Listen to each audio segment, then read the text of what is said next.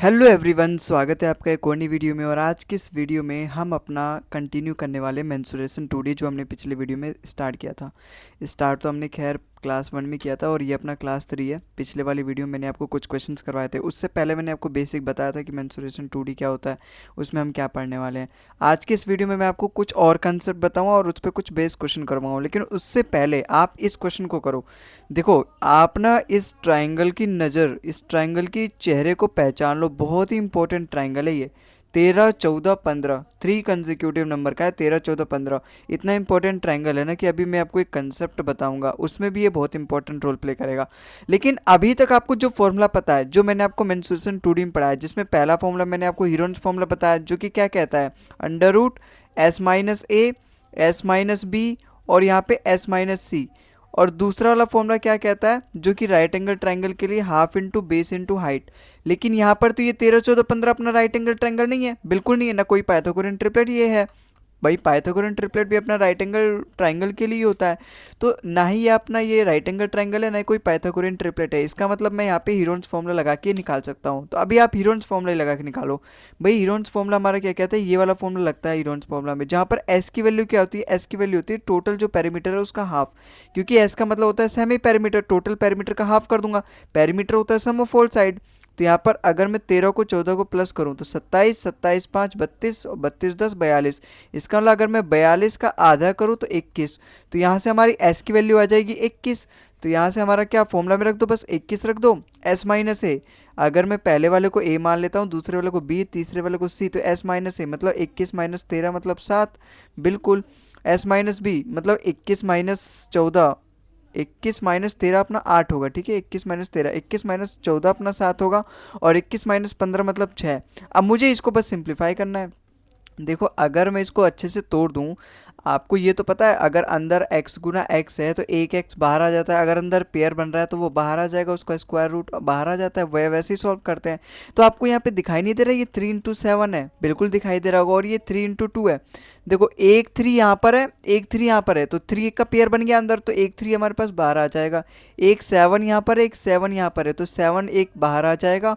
और आप ये देखो, 8 2 जो 16 है, 8 2 जो 16 का स्क्वायर रूट कितना होता है, 4 होता है, तो 4 अपना बाहर आ जाएगा। तो 7 4 जो 28, 28 3 84। इसका मतलब एरिया कितना आ गया इसका, 84 सेंटीमीटर स्क्वायर। अपना ऑप्शन नंबर बी इसका बिल्कुल करेक्ट आंसर हो जाएगा। ठीक है, तो अभी तक तो मेरे को केवल हीरोन्स फॉर्मूला पता था, जिससे कि मैं इसका सवाल का आंसर निकाल सकता हूँ। लेकिन अभी बस 10 मिनट और रुक जाओ, एक ऐसा कंसेप्ट बताऊंगा ना जहाँ पर आपको मतलब कम से कम पेन उठाने की जरूरत पड़ेगी ना। आपको हीरोन्स फॉर्मूला लगाना पड़ेगा, ना आपको half into base into height करना पड़ेगा। आपका एरिया जो होगा केवल आपके हाथ में होगा। ठीक है, लेकिन उसके लिए थोड़ा सा पेशेंस बनाओ और उससे पहले इस सवाल को करो। देखो यहाँ पे क्या बोल रहा है हमारा, यहाँ पे सवाल में इसने बोला है, if one side of a triangle is 7 units and its perimeter is equal to 18 units and the area is equal to 108 square unit. ठीक है, then the other two sides. तो मुझे अदर टू साइड्स बताने हैं। देखो actually में ना मुझे यहाँ पर भी एरिया का इस्तेमाल करना पड़ेगा। भाई यहाँ पर सपोज मैं मान के चलता हूँ, मेरे पास एक टोटल यहाँ पे एक पूरा ट्रायंगल बना हुआ है, जिसकी एक साइड तो दे रखी है यहाँ पे 7, और इसका टोटल एरिया भी दे रखा है। इसने इसने मेरे लिए इतना कष्ट उठाया है कि इसने मेरे को इसने एरिया भी दे रखा है। इसने साथ में मेरे को पेरीमीटर भी दे रखा है। पेरीमीटर मतलब इन सभी का सम, यहाँ पर जो भी होगा, यहाँ पर जो भी होगा और ये भी जो होगा, इन तीनों का सम भी दे रखा है इसने 18। तो यहाँ से मैं कैसे फाइंड करूँ कि इन दोनों का साइड क्या होगा। देखो, इतने मुझे एरिया दे रखा है, पेरीमीटर दे रखा है, इतना काफ़ी है भाई। हालांकि इसने एक साइड भी दे दिया है, तो इसने मतलब सोने पे सुहागा कर दिया मेरे लिए। तो मैं दोनों साइड्स बड़ा इजीली फाइंड कर सकता हूँ।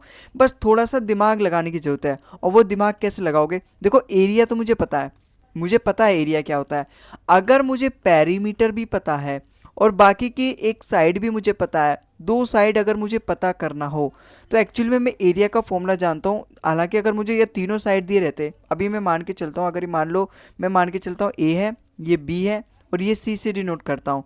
मुझे पता है एरिया हम कैसे निकालते हैं। भाई अगर तीनों साइड से अलग अलग होती हैं, वहाँ पे कोई भी अगर अपना पाइथागोरन ट्रिपल नहीं होता, तो हीरोन्स फॉर्मूला हमारा सबसे बेस्ट फॉर्मूला हमारा एक वही तो हमारे पास यहाँ पे अनोखा हमारा राम लखन है।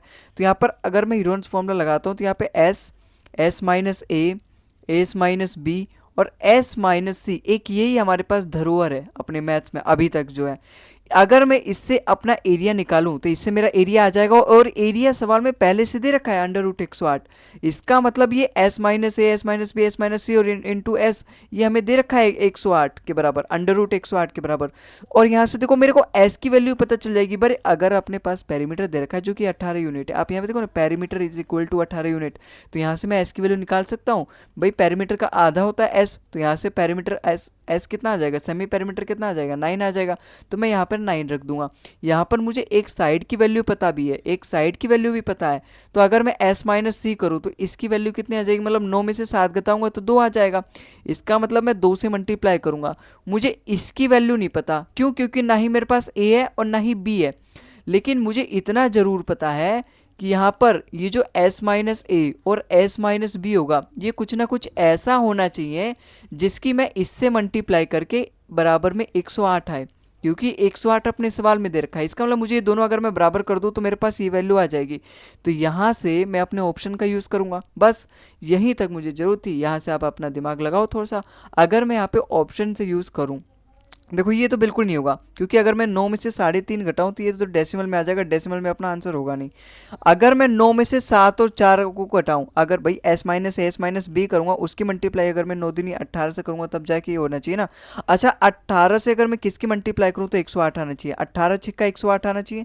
बिल्कुल, इसका मतलब इन दोनों का मल्टीपल 6 आना चाहिए, इन दोनों का अगर मैं मल्टीप्लाई करूँ तो 6 आना चाहिए।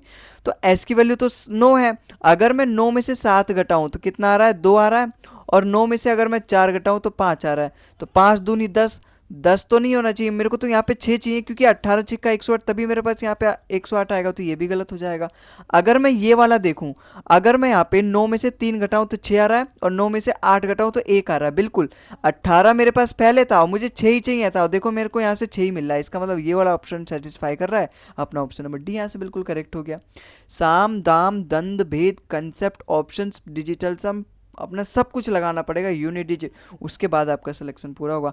आप एक टॉपर्स को देखो, जो टॉपर अपना पहली बार में ये सारी चीज़ें अप्लाई कर देता है, जिसकी स्कूलिंग अच्छी होती है वो तो ये समझ जाता है। लेकिन 3-4 अटेम्प्ट में जो अपना पेपर निकालता है वो यही सारी चीज़ें सीखने में लगा देता है अपने 3-4 साल। पहले साल में उसको पता ही नहीं चलता कि हो क्या रहा है मेरे सामने, ये इतने जल्दी जल्दी आंसर कैसे आ जा रहे हैं। तो अभी आप अपने दिमाग में जो डालो, अगर आपको 2-3 साल नहीं लगाने अपनी इस प्रिपरेशन में, जितना जल्दी सफल हो जाओगे उतना बढ़िया, उतना ज़्यादा मजा आएगा भाई। ठीक है, तो आई होप आपको ये समझ में आया होगा। अगर नहीं समझ में आया तो वीडियो को पीछे करो और देखो। बहुत इजी है ये, बहुत इजी है, आसान है, उतना हार्ड नहीं है भाई। जिंदगी जितनी हार्ड है ना उससे बहुत आसान है, लाख गुना आसान है ये। ठीक है, तो अभी समझ लो। आगे चलते हैं, अगला क्वेश्चन देखो हमारे यहाँ पे क्या बोल, क्वेश्चन नंबर 19 है। देखो एक्चुअली में इससे पहले वाली वीडियोस तक हम 16 क्वेश्चन कर चुके हैं, तो आज के जो क्वेश्चन है ना वो 17 से स्टार्ट हुए हैं। तो ये अपना 19वां क्वेश्चन, मतलब आज का तीसरा क्वेश्चन है। The area of the two triangles are in the ratio 5:3, मतलब दो ट्राइंगल्स का एरिया इस रेशो में दे रखा है और उन दोनों का हाइट इस रेशो में दे रखा है। तो मुझे बेस का बताना है। देखो ऐसा ही सेम सवाल मैंने आपको पिछली वीडियो में करवाया, शायद लेक्चर 1 में करवाया था, लेकिन वहाँ पर मैंने आपके लिए वेरिएबल लिया था। यहाँ पर मैंने सीधा डायरेक्ट रख के लेकर आया हूँ, डाटा रख के लेकर आया हूँ। भाई वहाँ पे मैंने आपको क्या बताया, जैसे यहाँ पे इसने एरिया 1, दो ट्राइंगल है, अगर ट्राइंगल 1 है और ट्राइंगल 2 है, उसका एरिया का रेशो दे रखा है। इसका मतलब एरिया 1 रेशो एरिया 2। अब एक्चुअली में एरिया का फॉर्मूला क्या होता है, आप यहाँ पे कुछ भी लगा लो। आप यहाँ पे अगर मैं मानूँ तो हाफ इंटू बेस हाइट लगाओ, क्यों? क्योंकि यहाँ पे देखो हाइट लगा रखा है और बेस दे रखा है।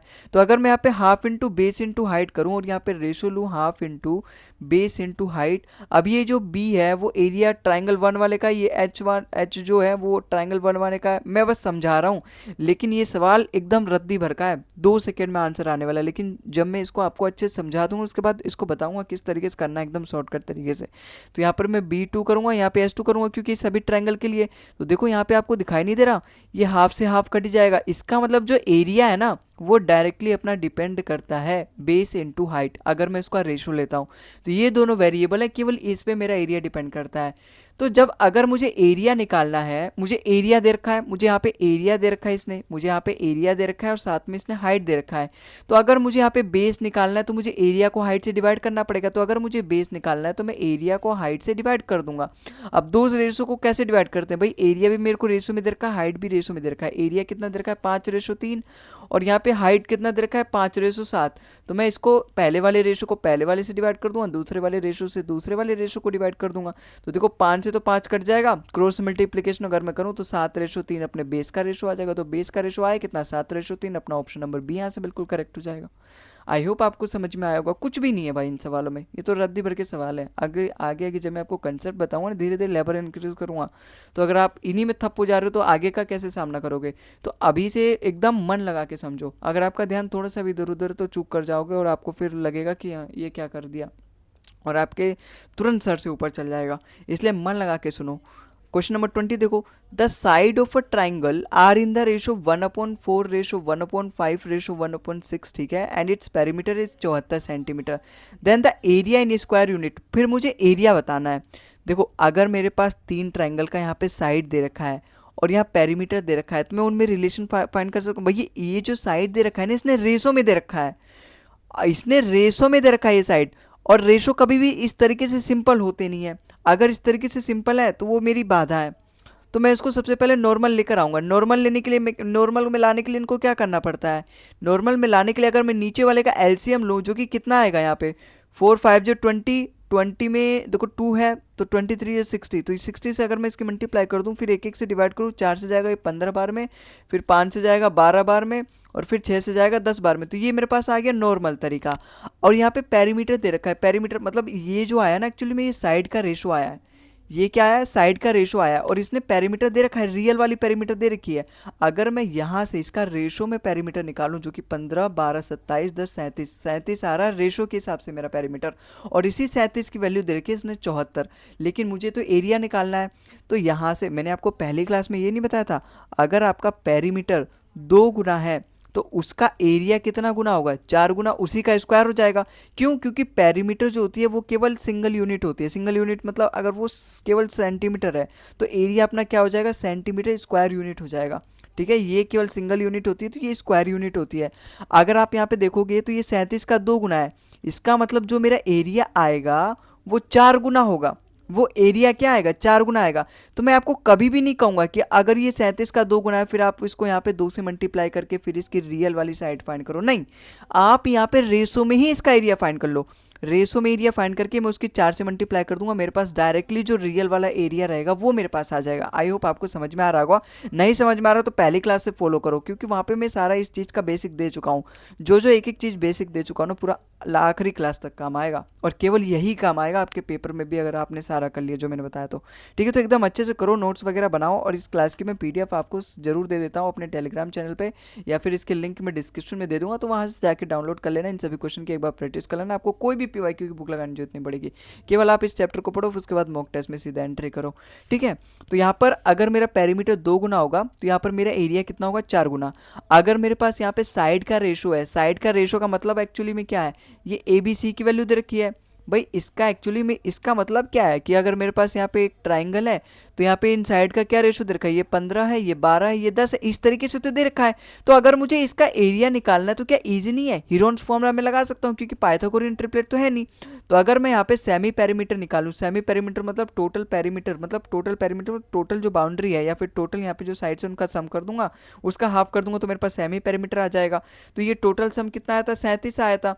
तो 37 का अगर मैं हाफ कर दूंगा तो मेरे पास एस की वैल्यू आ जाएगी। तो 37/2 मेरे पास क्या आ गई, एक्स की वैल्यू आ गई। अब एक एक साइड को माइनस करो भाई, एस माइनस ए। अगर मुझे यहाँ पे 37/2 में से माइनस करना पड़ेगा किसको, 15 को अगर मैं माइनस करूँगा तो यहाँ पे एलसीएम लो, 15 दूनी 30, 37 में से अगर मैं 30 घटाऊँ तो 7, तो यहाँ पर कितना हो जाएगा, 7/2 हो जाएगा। बिल्कुल ऐसे सिमिलरली आप 12 को घटाओ, तो अगर मैं यहाँ पे 37/2 में से 12 को घटाऊँ, 12 टू जो 24, अगर मैं 37 में से 24 घटाऊँ तो 13 आ जाएगा। तो यहाँ पे 13/2 आ जाएगा भैया। एलसीएम लूँगा तो यहाँ पे पूरा 2 आ जाएगा ना, दोनों के ऊपर, दोनों के नीचे आ जाएगा। फिर अगर मुझे 10 घटाना होगा तो ऐसे ही 10 दूनी 20, 37 में से अगर मैं 20 घटाऊँगा तो यहाँ पे 17 हो जाएगा। तो ये मेरे पास आ गया एरिया, लेकिन ये रेशो वाला एरिया आया है। अगर पेरीमीटर 2 गुना है तो मेरा एरिया 4 गुना होगा। 4 गुना का मतलब मैं इसकी बाहर से 4 गुना करूँगा, लेकिन जब यही अंदर जाएगा ना तो पेयर में चला जाएगा। आपको पता है ना, अगर अंदर 4 गुना 4 है तो आएगा, अगर वो बाहर तो 4 ही आएगा, एक ही 4 आएगा। यही ऐसे हम स्क्वायर रूट निकालते हैं। इसका मतलब अगर वो बाहर एक बार 4 है तो अंदर जाएगा तो 2 बार 4 हो जाएगा। तो अगर यहाँ पर एक बार 4 है बाहर, क्योंकि उसका 4 गुना मतलब बाहर से उसकी 4 बार मल्टीप्लाई करूँ, तो अगर ये अंदर जाएगा तो ये 4 चौक 16 हो जाएगा, क्योंकि 2 बार 4 हो जाएगा। तो यहाँ से अंदर अगर ये जाएगा तो 16 हो जाएगा, और यहाँ से ये हमारा काट देगा अपना जो भी नीचे ये 2 2 2 2 है। तो यहाँ से ये देखो 2 2 4 2 8 2 16, और ये 16 कट जाएगा फिर। तो यहाँ से अब मेरे पास एरिया आ जाएगा जो कि अपना रियल वाला आएगा, क्योंकि यहाँ पर मैंने 4 की से मल्टीप्लाई करके इसका पेरीमीटर और एरिया में जो रिलेशन था अपना इंटू 2 और इंटू 2 का स्क्वायर, वो सब मैंने खत्म कर दिया। अब मेरे को इसको सॉल्व करना है। यहाँ पे इसका एरिया क्या आएगा, देखो मैं इसको अप्रोक्सीमेट सोल्व करूंगा, क्योंकि मेरे जितने भी ऑप्शन है देखो दूर दूर दे रखा है। ये 40, ये 25, ये 8, ये 14, और सभी 200 200 की है, 200 प्लस ही है। तो मैं यहाँ पे अप्रोक्स कैलकुलेशन करूंगा। अगर मैं यहाँ पे इन दोनों की मल्टीप्लाई करूँ, दो दो की मल्टीप्लाई कर लो, दो दो की मल्टीप्लाई करके फिर वहाँ पे स्क्वायर ढूंढना ईजी होगा मेरे लिए। तो अगर मैं इसकी मल्टीप्लाई करूँ 7 या 21 मतलब 210, और 7 7 जो 49 मतलब 259 आ रहा है। और यहाँ पर ये कितना होगा 170, और 17 दीजिए 51 मतलब 221, 221 इन दोनों का मल्टीपल, फिर उसका अंडर रूट लेना है। तो अगर मैं यहाँ पे अप्रोक्स में कैलकुलेशन करूँ तो 259 के सबसे पास में स्क्वायर रूट क्या होगा भाई, मुझे इसको स्क्वायर रूट से बाहर लेकर आना पड़ेगा, क्योंकि ये सारे जो है एकदम सिंपल इंटीजर नंबर दे रखे हैं, मतलब स्क्वायर रूट के अंदर नहीं है। तो अगर मुझे इसको बाहर लाना है तो 256 में जानता हूँ इसके सबसे पास वाला इस परफेक्ट स्क्वायर है, और जो कि है कितना 16 का है। तो 16 मैं परफेक्ट आंसर, मैं बिल्कुल एक्यूरेट आंसर फाइंड नहीं कर रहा, अप्रोक्सीमेट फाइंड कर रहा हूँ, क्योंकि मेरे ऑप्शन बड़े दूर दूर हैं। ऐसे 221 किसके पास है, कौन सा ऐसा परफेक्ट स्क्वायर है जो इसके पास है, 225 225 है किसका 15 का। तो मेरे पास आ गया अप्रोक्सीमेट आंसर। अगर मैं इसकी मल्टीप्लाई करूँ 160 और 16 5 80 मतलब 240, तो मेरा जो आंसर आएगा लगभग 240 सेंटीमीटर स्क्वायर आएगा इसका एरिया, जो कि किसके पास है, अपना ऑप्शन नंबर ए 239.5 के पास है। ठीक है, तो आई होप आपको समझ में आया होगा ये क्वेश्चन भी हमने किस तरीके से किया है। अगले सवाल पे चलते हैं। देखो सवाल बहुत ईजी है, बस आप अपना कान खोल के दिमाग एक जगह स्थिर करके और एकदम अच्छे से देखो, जरूर समझ में आएगा। इनमें कुछ है नहीं। अच्छा, इस सवाल में देखो क्या बोल रहा है, उसी पर बेस्ड है कि अगर अपना पेरीमीटर x गुना है तो उसका जो एरिया होगा वो x स्क्वायर गुना होगा। उसी पर बेस्ड ये सवाल है। हालांकि इस सवाल को क्लास 1 में होना चाहिए था, लेकिन रह गए थे, मैंने बाद में देखे इनको, तो यहाँ पे इंक्लूड कर लिया मैंने। The perimeter of two similar, और ये प्रीवियस ईयर में पूछे गए, इसलिए मैं चाहता हूँ कि आप इनको करो, क्योंकि अगर आप इनको करोगे तो आपको एक साथ आप कंसेप्ट ही नहीं सीख रहे, आप प्रीवियस ईयर की भी प्रैक्टिस कर रहे हो। तो the perimeter of two similar triangle, यहाँ पे दे रखा है ABC और PQR, मेरे पास दो सिमिलर ट्राइंगल है जिनका पेरीमीटर इसमें दे रखा है। ये एक का अगर पेरीमीटर 48.4 है और दूसरे का पेरीमीटर दे रखा है 12.1, तो मुझे बताना है उनके रेशो, बताना है उनके एरिया का। अगर मैं पेरीमीटर का रेशो ले रहा हूं, जो कि अगर मेरे पास सपोज XY आया, तो उनका एरिया का रेशो क्या हो जाएगा, x square ratio y square, बिल्कुल यही हो जाएगा। तो अगर मैं यहाँ पर रेशो लूँ तो क्या होगा, देखो इसी का ये 4 गुना है, 12 4 जो 48, 1 4 जो 4, तो इसी का ये कितना गुना है, 4 गुना है। तो ये कितना आया, 4:1 आया। तो इसका एरिया कितना हो जाएगा, इन दोनों का स्क्वायर मतलब 4 का स्क्वायर 16, 1 का स्क्वायर 1, तो 16:1 अपना ऑप्शन नंबर सी इसका बिल्कुल करेक्ट हो जाएगा। था इस सवाल में कुछ भी नहीं था, बस आप केवल लेक्चर 1 से फॉलो करो। अगले सवाल पे चलते हैं। अगला सवाल देखो हमारे यहाँ पे क्या बोल रहा है, the area of a triangle is 96 centimetre and the length of one side is 24 centimetre. ठीक है, what is the length of perpendicular drawn to the side of triangle from the opposite vertex. बहुत easy है, हालांकि ऐसा सवाल शायद मैंने करवा भी दिया है, लेकिन चलो याद नहीं आ रहा तो मैं इसको फिर से करवा देता हूँ। जैसे अपने पास एक ट्राइंगल है, सवाल में इसका एरिया दे रखा है 96 सेंटीमीटर स्क्वायर, और एक साइड भी दे रखी है, सपोज मैं मान के चलता हूँ ये वाली साइड, और इसने पूछा है कि ये जो मैंने अगर यहाँ पे अपोजिट वर्टेक्स से एकदम बीच में यहाँ पे परपेंडिकुलर ड्रॉ किया, तो बताओ इसकी लेंथ कितनी होगी। भाई मैं जानता हूँ मेरा एरिया जो होता है वो half into base into height होता है, half into base into height होता है। आप चाहे एरिया इस पे डिवाइड करो चाहे इस पे एरिया डिवाइड करो। अगर ये अपना हाइट है, मैं ये 24 है, 24 एक्चुअली में यहाँ पे क्या दिया है, जब यहाँ पे हाइट पूछ रखा है एरिया दे रखा है, इसका लो ये 24 बेस होगा, इतना तो मैं कॉमन सेंस लगा सकता हूँ। तो अगर ये 24 है इसके लिए हाइट ये होगा, या फिर अगर मैं ये हाइट मानूं तो इसके लिए 24 ही होगा। इसका मतलब बेस यहाँ पे दे रखा है 24, तो यहाँ पे ये 24 हो जाएगा, और ये हाइट दे रखा है, हाइट तो मुझे फाइंड करना है, और सवाल में इसकी एरिया दे रखी है 96 सेंटीमीटर। तो क्या मैं यहाँ पे हाइट नहीं निकाल सकता यहाँ से? भाई अगर मैं 2 से इसकी मल्टीप्लाई करूँ 12 बार में जाएगा, और 12 से जाएगा 8 बार में, 12 8 से 96, तो यहाँ से h की वैल्यू कितनी आ जाएगी मेरी? 8 सेंटीमीटर। इसका मतलब हाइट किसकी, हाइट कितनी है उसकी? 8 सेंटीमीटर। अपना ऑप्शन नंबर डी इसका बिल्कुल करेक्ट हो जाएगा। आई होप आपको समझ में आया होगा। अगले सवाल पे चलते हैं। अगला सवाल देखो हमारे यहाँ पे क्या बोल रहा है, in a triangle A B C, A B is equal to A C and the perimeter of A B C is 8 into 2 plus, और जो भी हमारा दे रखा है। लेकिन सबसे पहले यहाँ पे ये जो चीज़ बोल रखा है ना, सबसे पहले मैं इसको ड्रॉ कर रहा हूँ। भाई एक ट्राइंगल है मेरे पास, सपोज ए बी सी, ठीक है, ए बी सी मेरे पास क्या है, एक ट्राइंगल है, और ये आइसोसेलेस ट्राइंगल है। आइसोसेलेस ट्राइंगल क्या होती है? जिसकी दो भुजाएं सेम होती हैं और तीसरा एक अलग होता है। तो यहाँ पे बोल रखा है ना A B is equal to B C, मतलब अगर ए बी एक्स है तो यहाँ पे ए सी भी अपना क्या हो जाएगा, एक्स हो जाएगा। सवाल में देखो यहाँ पे बोला है if the length of B C is √2 times the length of A B, मतलब ए बी का लेंथ अगर x है और ए सी का लेंथ भी अपना x होगा। क्यों? क्योंकि A B is equal to A C के बराबर दे रखा है, आइसोसेलेस ट्राइंगल है। और यहाँ पर ये बोला है अगर लेंथ का जो ए बी है, मतलब जो भी एक ए बी का लेंथ है उसका इंटू √2 टाइम्स है अपना बी सी का लेंथ। इसका मतलब अगर ए बी का लेंथ x है तो बी सी का लेंथ क्या हो जाएगा, x√2 हो जाएगा, बिल्कुल। और सवाल में इसका पेरीमीटर दे रखा है, पेरीमीटर का मतलब इन तीनों का सम। भाई perimeter sum of all side होता है, तो अगर मैं इन तीनों का सम करूं तो कितना आएगा, 2x प्लस में x√2 आएगा। और सवाल में इसी की वैल्यू दे रखी है कितनी, 8 इंटू 2 प्लस में √2 दे रखी है, बिल्कुल। तो अगर मैं यहाँ से x कॉमन लूँ तो x 2 प्लस में √2 आ जाएगा, बिल्कुल। और सवाल में इसकी वैल्यू कितनी दे रखी है, 8 इंटू 2 प्लस में √2। तो यहाँ से मेरे पास किसकी आ गई वैल्यू, x की वैल्यू आ गई 8 आ गई। तो x की वैल्यू कितनी आ गई मेरे पास, 8 आ गई। तो मैं यहाँ पे x की जगह उसको पुट कर दूंगा, मेरे पास यहाँ पे रियल वैल्यू आ गई। तो यहाँ पर ये कितना हो जाएगा, 8 हो जाएगा, ये 8 हो जाएगा, और यहाँ पर ये 8√2 हो जाएगा। मुझे यहाँ पे क्या फाइंड करना है, मुझे फाइंड करना है इस ट्राइंगल का एरिया, इस टोटल ट्राइंगल का एरिया। अब यहाँ पे मैं इसका एरिया कैसे निकालूँ? आप हीरोन्स फॉर्मूला तो आपके लिए हमेशा खुला है, लेकिन अगर मैं यहाँ पे थोड़ा सा दिमाग लगाऊं और यहाँ से एक परपेंडिकुलर ड्रॉ करूं, परपेंडिकुलर अगर मैं यहाँ से ड्रॉ कर रहा हूँ ना तो वो एकदम हाफ हाफ पार्ट में इस बीसी को डिवाइड कर देगा। इसका मतलब अगर यहाँ पे मैं डी ड्रॉ कर रहा हूँ, ए डी ड्रॉ कर रहा हूँ, तो एक्चुअली में जो परपेंडिकुलर बाइसेक्टर होता है यहाँ पे, मतलब यहाँ पर अगर ये पूरा लाइन है, अगर मैं इसका परपेंडिकुलर ड्रॉ करूँ तो ये बिल्कुल इक्वल पार्ट में डिवाइड कर देगा। इसका मतलब मीडियन भी होता है, तो यहाँ से जो बी डी होगा ना वो डी सी के बराबर हो जाएगा। इसका मतलब ये जो 8√2 है ना, इसका मैं हाफ कर दूंगा, हाफ कर दूंगा तो मतलब ये अपना 4√2 हो जाएगा, और ये अपने पास 4√2 हो जाएगा। अगर मुझे ये हाइट पता चल जाए, मेरे पास ये टोटल बेस भी है, तो मैं इस ट्राइंगल का एरिया फाइंड कर सकता हूं, बिल्कुल। और ये हाइट कैसे मुझे पता चलेगा, पाइथागोरस थ्योरम से। क्यों? क्योंकि अब आप देखोगे तो ये वाला जो ट्राइंगल है मेरे पास, ये क्या है, राइट एंगल ट्राइंगल है, जिसका मेरे पास हाइपोटेनियस दे रखा है और बेस दे रखा है। तो मैं यहाँ पे परपेंडिकुलर फाइंड कर सकता हूँ, परपेंडिकुलर अपना ये है। तो परपेंडिकुलर का फाइंड करने का फॉर्मूला क्या था, √h² माइनस में b²। तो यहाँ पे h² का वैल्यू कितना हो जाएगा, 64, और b² मतलब 4 16 टू 32। तो यहाँ पे इसका अंडर रूट, तो अगर मैं यहाँ पे √32 लूँ तो जो कि होता है 16 इंटू 2, तो 16 का स्क्वायर रूट बाहर आ जाएगा, 4√2 होगा। इसका मतलब इसकी हाइट भी कितनी आई है, 4√2 आई है। तो अब मैं यहाँ से इसका एरिया निकाल सकता हूँ, बिल्कुल निकाल सकता हूँ। क्यों? क्योंकि मेरे पास पूरा इसका बेस भी है, और अब तो मेरे पास इसका हाइट भी आ गया इस पूरे ट्रायंगल का। तो अगर मुझे इसका एरिया निकालना है, जो कि डेल्टा से मैं डिनोट करता हूँ, इसका पूरा यहाँ पे दे रखा है बेस, जो कि कितना है भाई, half into base into height मेरा फॉर्मूला होता है। तो हाफ इंटू बेस कितना दे रखा है, 8√2, और यहाँ पे हाइट कितना दे रखा है, 4√2 मेरे पास आ गया।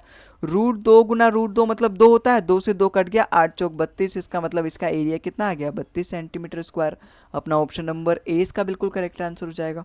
आई होप आपको समझ में आया होगा। मैं बिल्कुल एकदम अच्छे से, एकदम धीरे धीरे आपको समझाने की कोशिश कर रहा हूँ, ठीक है। अगले सवाल पे चलते हैं। अगला सवाल देखो यहाँ पे क्या बोल रहा है, PQR is a right angle triangle. देखो इसके लिए ना मुझे आपको एक बेसिक देना पड़ेगा। क्यों? क्योंकि यहाँ पे अब राइट एंगल ट्राइंगल आ गया और आइसोसेलेस राइट एंगल ट्राइंगल आ गया, तो मुझे इसके लिए आपको बेसिक देना पड़ेगा। तो अपनी कॉपी में एक नोट्स बना के लिखो यहाँ पे, isosceles right angle triangle, isosceles right angle triangle, right angle triangle. भाई राइट एंगल ट्राइंगल तो सभी को पता है, राइट एंगल ट्राइंगल मतलब कोई भी एक ऐसा ट्राइंगल जिसमें एक एंगल 90 डिग्री के बराबर हो, बाकी उसके दोनों कुछ भी हो सकते हैं। और आइसोसेलेस मतलब उसकी दो भुजाएं सेम रहेंगी। जैसे अगर मैं यहाँ पे एक राइट एंगल ट्राइंगल अगर मैं बनाऊं, तो इतना तो मुझे पता है कि ये 45 डिग्री होगा, बिल्कुल ये 90 डिग्री होगा, इतना तो मुझे पता है, तभी ये राइट एंगल ट्राइंगल होगा। सवाल में इसने भाई ये वाली साइड तो किसी के बराबर होगा नहीं, क्योंकि ये सबसे लंबी भुजा है, ये अपनी हाइपोटेनियस है। इसका मतलब ये वाली साइड और ये वाली साइड आपस में बराबर है। अगर ये वाली साइड आपस में बराबर है ना, दोनों के सामने वाली जो एंगल होगी वो भी बराबर होगी।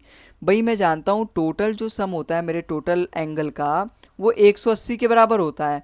अगर एक मेरा 90 हो गया तो इन दोनों का सम 90 बराबर होगा, तभी तो मेरा टोटल सम यहाँ पे 180 आएगा। और ये दोनों बराबर है, इसका मतलब 90 का दोनों हाफ हाफ है, जो कि क्या है 45 45। इसका मतलब ये वाला एंगल भी अपना 45 के बराबर है और ये वाला भी अपना 45 के बराबर है। तो यहाँ से मुझे इसी ट्राइंगल के बारे में आपको थोड़ा सा बताना था कि आप यहाँ पे जानो 45 डिग्री और यहाँ पे 90 डिग्री, ये अपने ट्रायंगल का नाम है 45 45 90, इसके बारे में आप जानो। भाई यहाँ पे मुझे पता चल गया कि ये 90 है, 90 के सामने वाली साइड सबसे बड़ी है और ये दोनों साइड्स अगर इक्वल है तो इन दोनों के सामने वाली एंगल्स भी इक्वल हो जाएगी, ठीक है। अगर मैं मान के चलता हूँ इसका जो लेंथ है वो 1 यूनिट है, तो इसका भी लेंथ 1 यूनिट होगा, क्यों? क्योंकि दोनों साइड सेम है। अगर इन दोनों का लेंथ 1 1 यूनिट है तो ये वाली भुजा कितनी हो जाएगी? √2। पाइथागोरस थ्योरम से मैं लगा सकता हूँ।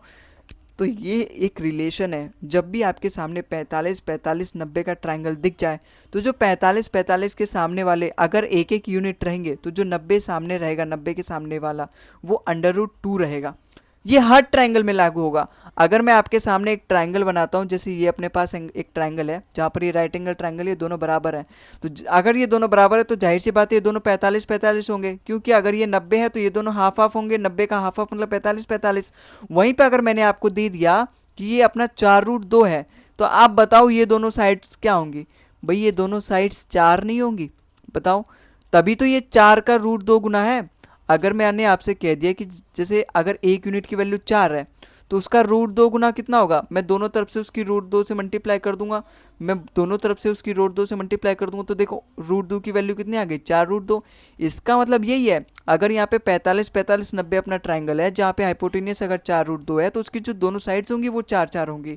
अगर मैंने आपके सामने एक और मैंने अगर यहाँ पे ट्राइंगल दिया जहाँ पर ये मैंने 10 दे दिया और ये 10 दे दिया और ये दोनों बराबर है और ये राइट एंगल ट्राइंगल है, इसका मतलब इसकी जो हाइपोटेनियस होगी ना वो हमेशा tan√2 होगी।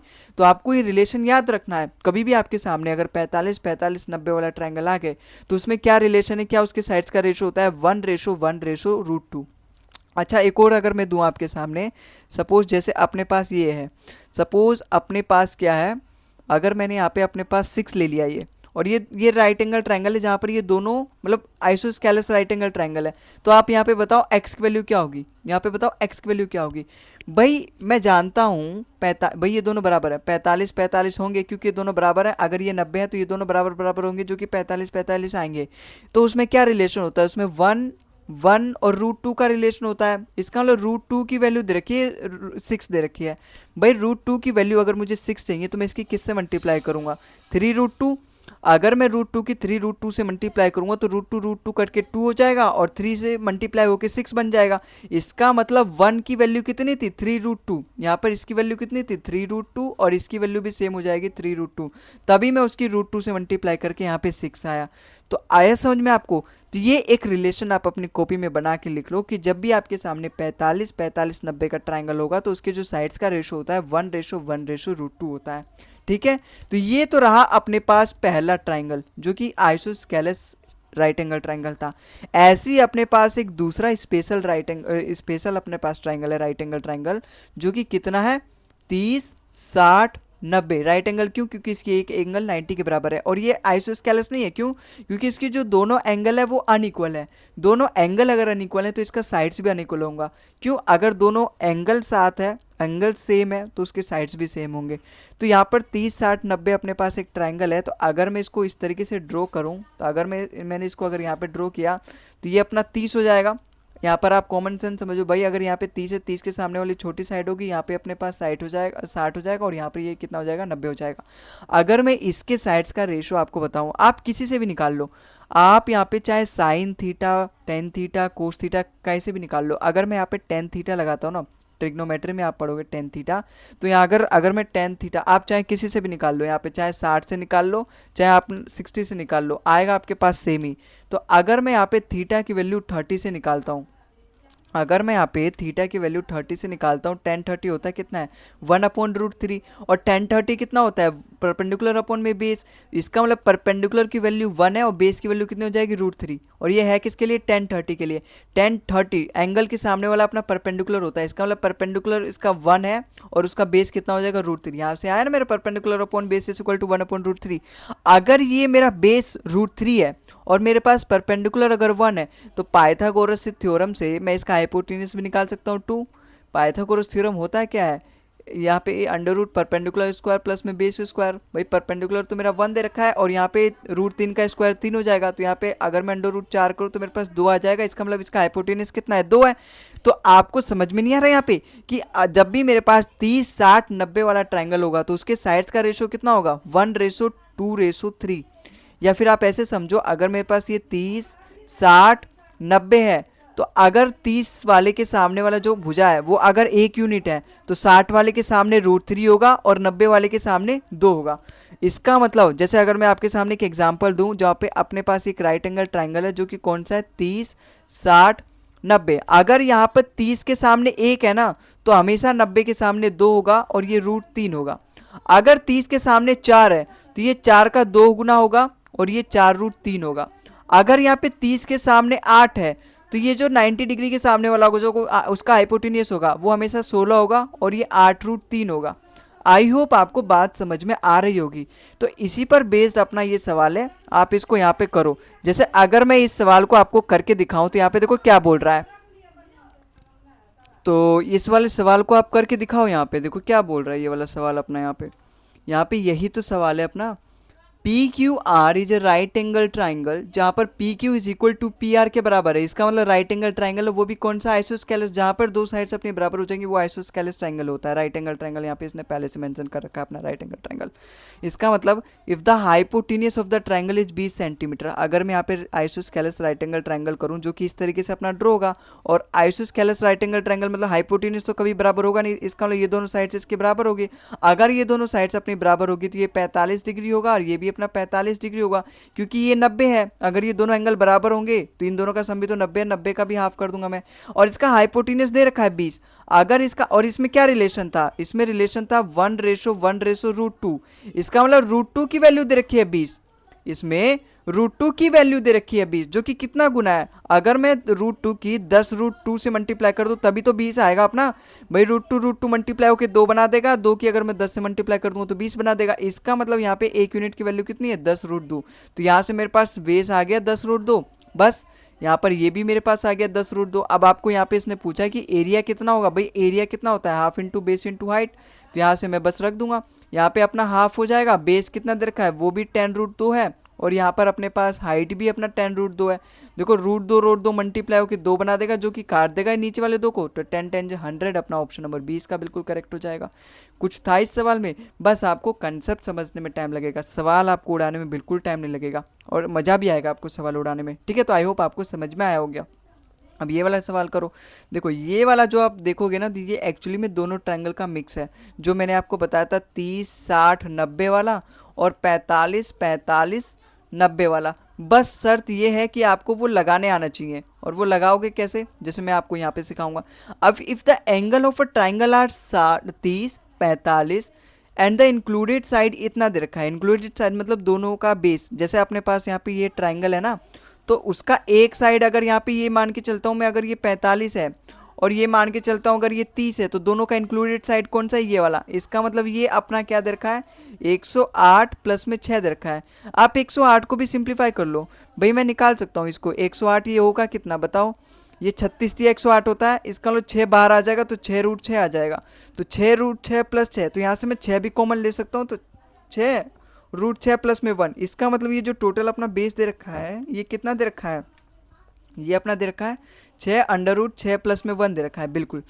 और यहाँ पे ये 30 45 दे रखा है, मुझे इसने एरिया पूछ रखा है। देखो मेरे पास यहाँ पे बेस तो है, ये बेस ही तो है मेरे पास, लेकिन कहीं से अगर मुझे ये इसकी हाइट पता चल जाए, जिसको अगर मैं यहाँ पे परपेंडिकुलर बाइसेक्टर अगर मैं यहाँ पे ड्रॉ करता हूँ, बस मुझे इस हाइट की वैल्यू पता चल जाए, तो वहाँ से मैं अपना half into base into height लगा के कर सकता हूँ। यहाँ पे आप हीरोन्स फॉर्मूला तो लगा नहीं सकते एक तो ये इतना रूट में दे रखा है, दो ऊपर से इसकी दो साइड्स मुझे पता नहीं है, तो कहीं ना कहीं मैं जुगाड़ लगा के अगर इसकी हाइट की वैल्यू फाइंड कर लूँ तो मेरे पास इजी हो जाएगा एरिया निकालना। तो यहाँ कैसे निकालूंगा, यहाँ पर कंसेप्ट आएगा 45 45 90 और 30 60 90 वाला अपना ट्रायंगल। जैसे अगर मैंने यहाँ पे बीच में अपना एक परपेंडिकुलर ड्रॉ किया, परपेंडिकुलर ड्रॉ करने का मतलब ये अपना 90 डिग्री बराबर होगा, ये भी अपना 90 डिग्री के बराबर होगा। अगर ये 90 है और ये 45 है तो ये भी अपना 45 होगा, क्यों? क्योंकि तीनों का सम, तीनों एंगल का सम 180 के बराबर है। अगर ये 90 है, ये 30 है, 9 3 12, इसका मतलब ये भी अपना 60 डिग्री के बराबर होगा। भाई एक ट्राइंगल जो होता है ना, वो चाहे कैसा भी हो, चाहे इक्विलेटरल ट्राइंगल हो, चाहे राइट एंगल ट्राइंगल हो, चाहे आइसोस्केलस ट्राइंगल हो, चाहे स्केलन ट्राइंगल हो, कोई सा भी ट्राइंगल हो, उसके जो तीनों एंगल्स होते हैं ना, उसका सम हमेशा 180 के बराबर होता है। तो देखो अब आपके सामने यहाँ पे ये वाला ट्राइंगल नहीं दिख गया, 30 60 90 और यहाँ पे 45 45 90।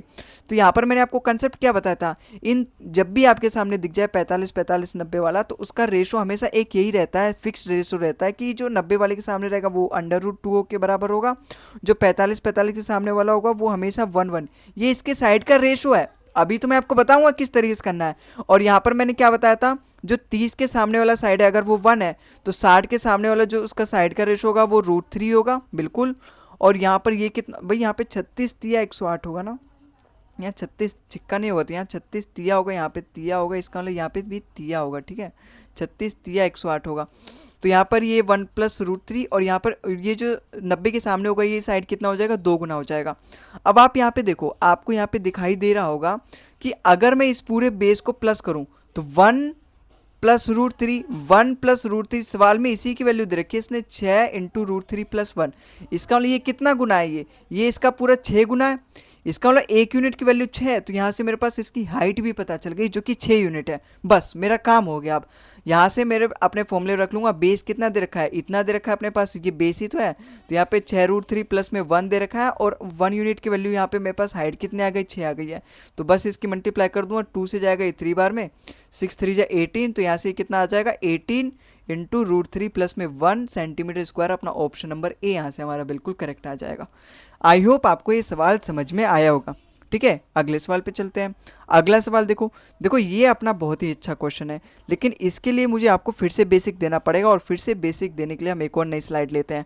भाई यहाँ पर अगर मुझे इसको बेसिक देना तो आप अपने सबसे पहले कॉपी में लिख लो, कंसेप्ट ऑफ हीरोनियन ट्राइंगल। हीरोनियन ट्राइंगल क्या होता है, देखो हीरोनियन ट्राइंगल एक ऐसे ट्राइंगल होते हैं ना जिसका जो साइड्स होगा वो भी इंटीजर में होगा और उसका एरिया भी होगा ना वो भी इंटीजर में आएगा। अब ऐसे कई सारे ट्रायंगल है जिनका जो एरिया होता है कभी डेसिमल में आता है, कभी अंडर रूट में आता है। ऐसे कई सारे ट्रायंगल है जिनका एरिया हमेशा इंटीजर में आएगा। लेकिन यहाँ पे जो शर्त है ना हीरोनियन ट्रायंगल का, वो शर्त ये है कि उसकी जो साइड्स होंगी वो भी अपने इंटीजर में होंगी, और जब आप उसका एरिया निकालोगे तो वो भी अपना इंटीजर के अंदर आएगा। वो भी ये कितना आएगा, इंटीजर के अंदर आएगा। चाहे वो कोई सा भी राइट एंगल ट्रायंगल हो, चाहे वो कोई सा भी अपना इक्विलेटरल ट्रायंगल हो, चाहे वो आइसोस्केलस ट्रायंगल हो, चाहे स्केलन ट्रायंगल हो, वो सभी हीरोनियन ट्रायंगल है जिसमें अगर उसकी साइड्स इंटीजर है उसका एरिया इंटीजर आ गया। जैसे मैं एक एग्जाम्पल लेके बताता हूँ, अगर मैं लेके बताता हूँ जो मैंने आपको बताया था और मैंने आपको याद भी करने के लिए बोला था, और जो शायद सबसे पहला क्वेश्चन था जो कि यहाँ पे 13 14 और 15। और अगर आपको याद है तो इसका एरिया कितना आया था, इसका एरिया आया था अपने पास 84 सेंटीमीटर स्क्वायर। तो यहाँ पे आप समझ नहीं रहे कि इसके जो साइड्स है वो भी अपने इंटीजर में दे रखा है और इसका जो एरिया है वो भी अपना इंटीजर में आया। इसका मतलब ये कैसा ट्रायंगल है, हीरोनियन ट्रायंगल है। अब हीरोनियन ट्रायंगल एक ऐसे ट्रायंगल्स होते हैं ना जिसमें एक हमें अलग ही एडवांटेज मिलता है। अलग एडवांटेज क्या मिलता है, अगर मुझे इसका एरिया निकालना है ना तो मैं यहाँ पे हीरोन्स फॉर्मूला के अलावा अपना half into base into height भी लगा सकता हूँ। अब आप पूछोगे कैसे, भाई half into base into height के लिए मुझे बेस चाहिए होता है, हाइट चाहिए होता है। यहाँ मैं कैसे पहचानूँ बेस कौन सा है, हाइट कौन सा है, क्योंकि यहाँ पे मुझे पता ही नहीं हाइपोटेनस कौन सा है, ना ये राइट एंगल ट्रायंगल है। तो देखो ये एक्चुअली में जो हीरोनियन ट्रायंगल होते हैं ना, ये दो राइट एंगल ट्रायंगल के जो साइड्स होते हैं, मतलब दो पाइथागोरियन ट्रिपलेट के मिक्स होते हैं। अब उनमें रिलेशन आपको बस फाइंड करने की देरी है। आपका सवाल आपके सामने एकदम अच्छे से रखा हुआ है। बस जैसे ये अपने पास हीरोनियन ट्रायंगल, मैंने आपको बता दिया हीरोनियन ट्रायंगल की क्या विशेषताएं होती है, उसकी साइड्स इंटीजर होती है, उसका एरिया भी इंटीजर आता है। मैं प्रूफ करके दिखाता हूँ कि आपको कैसे आप इसका half into base into height लगा के इसका एरिया इजिली निकाल लोगे। भाई यहाँ पे मैंने आपको बताया दो पाइथागोरियन ट्रिपलेट का मिक्स होता है ये। अगर मैं यहाँ पे देखो 14 का तो मैं जानता नहीं कि 14 किस में आता है अपना पाइथागोरियन, हालांकि एक 7 24 25 होता है, लेकिन एक और यहाँ पे कंडीशन होती है यहाँ पे अगर मैं पाइथागोरियन ट्रिपलेट लगाता हूँ। लेकिन उससे पहले आप समझो, जैसे 13 का तो मुझे पता है कौन सा होता है अपना पे, 13 से कौन सा होता है बताओ यहाँ पे, 13 से अपना एक ही होता है, 13 से अपना एक ही होता है, बताओ कौन सा होता है।